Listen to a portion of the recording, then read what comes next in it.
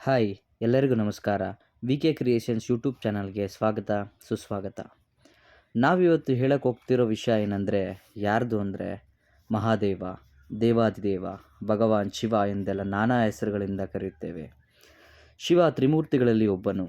ಈತನು ಜಗತ್ತಿನ ಸೃಷ್ಟಿ, ಪರಿವರ್ತನೆ, ರಕ್ಷಣೆ ಮತ್ತು ನಾಶ ಏನು ಬೇಕಾದರೂ ಮಾಡ್ಬೋದು. ಶಿವಲಿಂಗವನ್ನು ನಾವು ಹೇಗೆ ಪ್ರದಕ್ಷಿಣೆ ಹಾಕಬೇಕು ಮತ್ತು ಯಾಕೆ ಹಾಕಬೇಕು ಎಂದು ತಿಳಿಸಲು ಹೋಗ್ತಿದ್ದೀವಿ.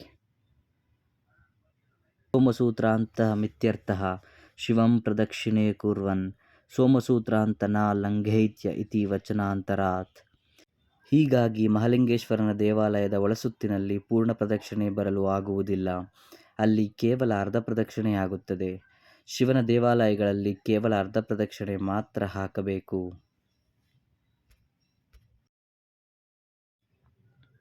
ಏಕಚಂಡ್ಯಾರವೇ ಸಪ್ತತಿಸ್ರಃ ಕಾರ್ಯವಿನಾಯಕೆ ಹರೇಶ್ಚೇತರಸ್ರಃ ಕರ್ತವ್ಯ ಶಿವಸ್ಯಾರ್ಧ ಪ್ರದಕ್ಷಿಣಾ. ಅಂದರೆ ದುರ್ಗಾದೇವಿಗೆ ಅಂದರೆ ಚಂಡಿಕಾದೇವಿಗೆ 1 ಸುತ್ತು, ಸೂರ್ಯದೇವನಿಗೆ 7 ಸುತ್ತುಗಳು, ಗಣೇಶನಿಗೆ 3 ಸುತ್ತುಗಳು, ವಿಷ್ಣುವಿಗೆ 4 ಸುತ್ತುಗಳು ಹಾಗೂ ಶಿವನಿಗೆ ಅರ್ಧ ಸುತ್ತು ಮಾತ್ರ ಬರಬೇಕು ಎಂದರ್ಥ. ಈ ಅರ್ಧ ಸುತ್ತುಗಳನ್ನು ಯಾವ ಕ್ರಮದಲ್ಲಿ ಆರಂಭಿಸಬೇಕೆಂಬುದನ್ನು ಈ ಚಿತ್ರದಲ್ಲಿ ನೀವು ನೋಡಬಹುದು.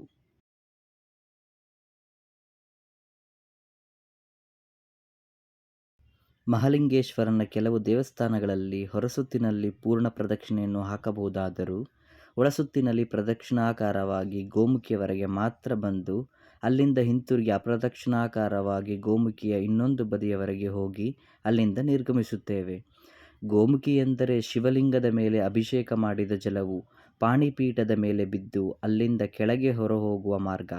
ಇದು ಕೂಡ ಶಿವಲಿಂಗದ ಒಂದು ಭಾಗವೇ ಆಗಿದೆ. ಇದಕ್ಕೆ ಕೆಲವರು ಗೋಮುಖಿ ಎಂದರೆ ಕೆಲವರು ಸೋಮಸೂತ್ರ ಎನ್ನುತ್ತಾರೆ, ಮತ್ತೆ ಕೆಲವರು ಹರಿನಾಳ ಎನ್ನುತ್ತಾರೆ. ಈ ಗೋಮುಖಿಯಿಂದ ಹರಿದು ಹೋಗುವ ತೀರ್ಥವನ್ನು ದಾಟಬಾರದೆಂದು ಶಾಸ್ತ್ರ ಹೇಳುತ್ತದೆ. ಅದಕ್ಕೆ ಪ್ರದಕ್ಷಿಣೆ ಹಿಂತಿರುಗುತ್ತದೆ.